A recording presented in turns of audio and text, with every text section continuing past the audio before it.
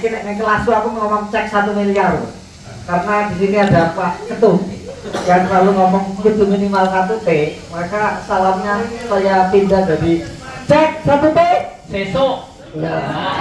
Langsung. Oke teman-teman,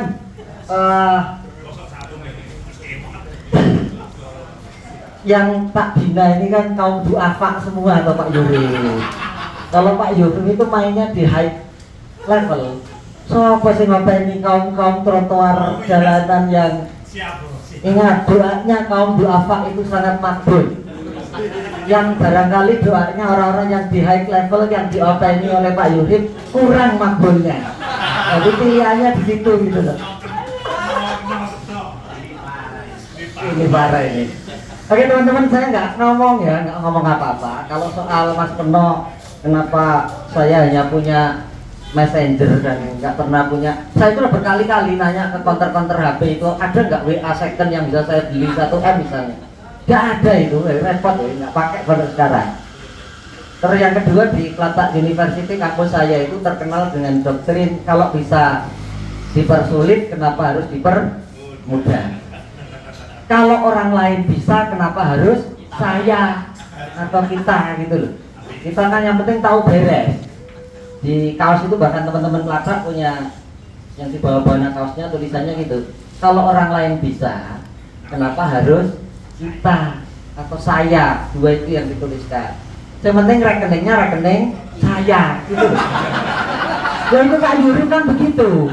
Pak Yuri itu menciptakan, kalau bahasa saya ini jangan tersinggung, beliau menciptakan 100 elit ekonomi baru.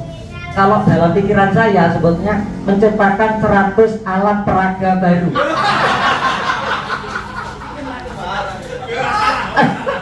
Ya konotasinya positif ya itu ya, alat peraga yang tumbuh bersama. Boneka itu ada dua, boneka yang pelongo misalnya ada, tapi boneka yang diajak tumbuh bersama juga ada. Contohnya Bram gitu kan, dipindah dari Bandung, dikudeta, dieksekusi, dipindah ke Jogja dan diajak tumbuh bersama. Bukan hanya tumbuh, tapi berkembang.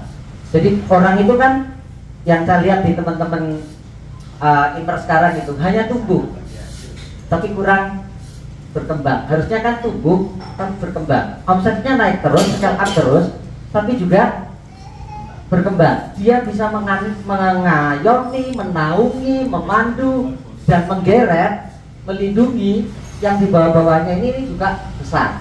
Jadi bukan besar sendiri. Itu namanya tumbuh toh. Kayak bahasanya Pak Jamil yang lebih filosofis itu sukses dan mulia. Atau kalau bahasanya Pak Ketum di konteks rembukan kopi ini yang kenapa dipilih malam Jumat, karena forum ini ingin menebar rahmat gitu. Jadi ini selain ini nanti juga naik daun, juga membesar secara magnetiknya, daya tariknya dan sekaligus kemanfaatannya untuk lebih banyak orang, baik yang satu partai, dua partai atau banyak partai atau banyak komunitas. Jadi tumbuh dan berkembang itu yang juga saya cocokkan ke kepalanya Bram, kalau kamu jadi dewa, jangan jadi dewa sendiri. Itu namanya Fir'aun. Jangan tiru itu Fir'aun. Sudah banyak anak emerge yang jadi Fir'aun. Kamu harus menjadi contoh yang bukan Fir'aun, yang tumbuh besar tapi sekaligus mengayomi atau menggeret yang lain juga jadi besar dan tumbuh juga. Itu maksud saya itu. Yang kedua tentang apa tadi itu? Nah itu bagian dari diferensiasi kalau saya nggak punya WA itu. Jadi kalau yang lain seluruh 1 miliar manusia punya WA, saya harus jadi satu-satunya orang yang tidak punya WA. Jadi cara ngomongnya ke counter HP, ada WA saya kan tak beli 100 juta, nggak ada mas. Ya udah berarti karena nggak ada ya nggak usah pakai. Wong nggak ada WA juga saya masih connect batin dengan Om Supeno, connect batin dengan Om Wicak gitu. Jadi kalau kita connect-connectan tuh levelnya sudah kuantum. Udah pakai.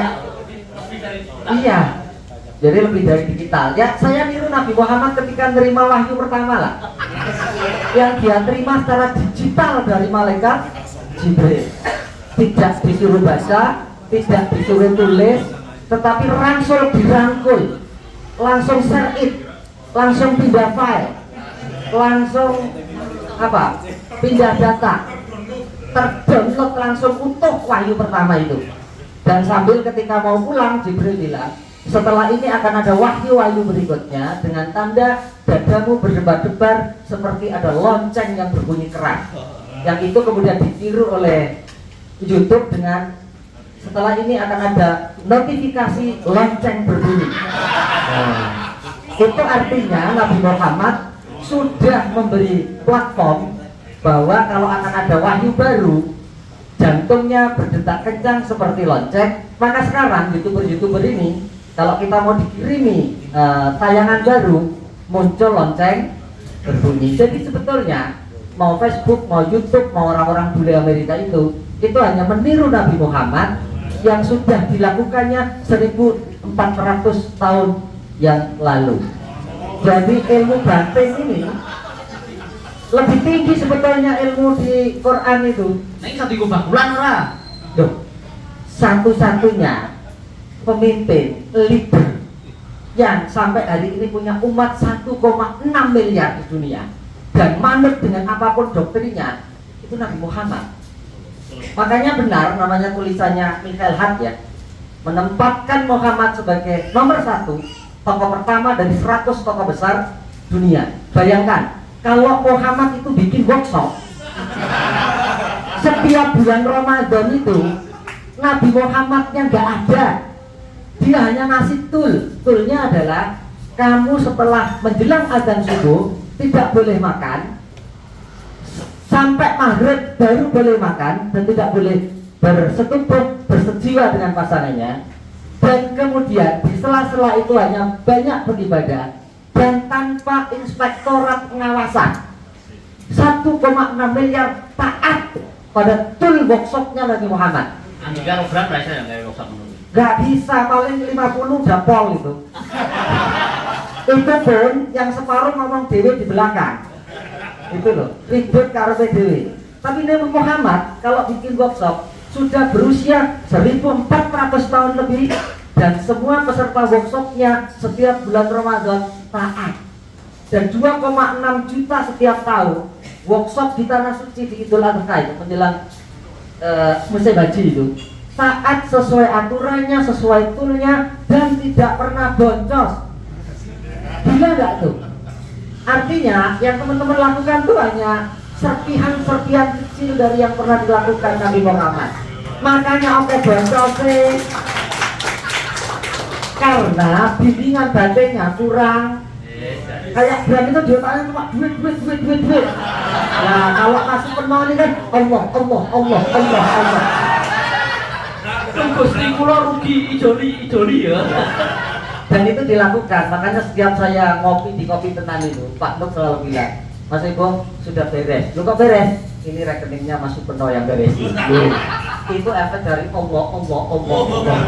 Bukan boncos. Oke, itu saja teman-teman pengantar dari saya, dan saya membawa teman yang saya tahu betul karir beliau setelah aktif di majalah Balirung UGM dulu bareng saya. Kemudian sebentar jadi wartawan Gatra dan kemudian tahu wartawan itu gajinya cilik kan, pindah resign jadi pengusaha dan bisnisnya adalah buku. Jadi kalau teman-teman tahu